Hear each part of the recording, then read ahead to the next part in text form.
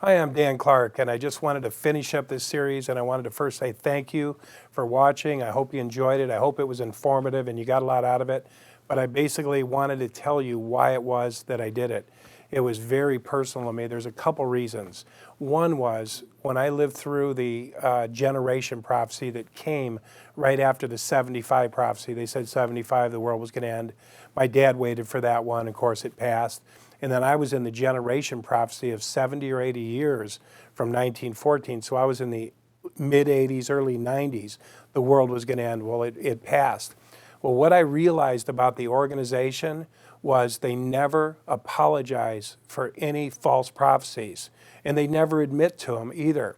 And that pissed me off, to be honest with you, because my dad waited for that date and he died waiting for it. My mother died waiting for it.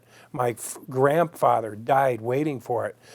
And so the reason it's so personal to me is because they never apologized. They got it wrong. But yet they tell us the light got brighter. And that pissed me off. And then on another note, I was watching my mother actually pass. And she looked up at me and she said, "Dan, Jehovah's going to kill me. Jehovah's going to kill me." And I said, "Why, Mom?"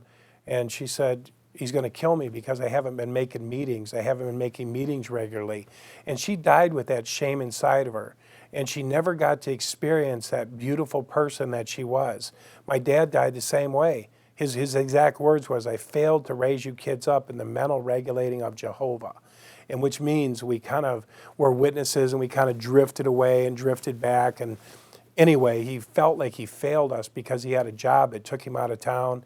And so he died with that shame and fear. And I've seen many other people die waiting for the world to end, and they were pissed off because the world didn't end before they died. And it just saddens me that Jesus said, "I've come so you could have life and have it in abundance." And we were an idea in the mind of God before we were here. We were to flourish and to become something beautiful unlike anybody else on earth. Just like a fingerprint, they're all different.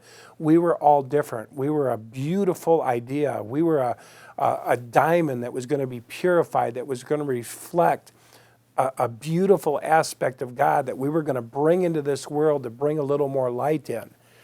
And to see that my dad and my mother and my brother don't get to shine that light, that they get to shine a witness light, that they're fully indoctrinated in witness ideology, and that they're waiting for the world to end, and they're not getting to experience all that God had for them, bothered me. Since I've come out of the witnesses, I've started a business, I've started painting, I've become an author, and God knows what else I can do because I'm made in God's image. And God knows what you can do once you've got rid of this idea. But I'm going to tell you something. The Jehovah's Witness idea is an infrastructure. It's crippling. It cripples you. It shames you. It puts you into fear, doubt, and worry, and it's not healthy. And so that's why I did this. I believe if you want to be a witness and you're informed, be a witness. Whatever it is you want to be, it's freedom of religion. But as far as I'm concerned, I was in it 40 years, and I want to tell you what my experience was, and that's all I can tell you is what my experience was. But I can tell you this, there's life outside of Jehovah's Witness ideology. There's life, and there's life more abundant. You don't have to wait for the world to end. You can be, life is participation. You can actually participate in this life. You can actually participate in bringing light into the world. In fact, Jesus said, "You would be the light of the world. The things that I did and greater you will do." When you come out from under these infrastructures. And the witnesses is a very big infrastructure of fear, doubt, and worry. And it's about, the end's going to come tomorrow. So anyway, that's why I did the series.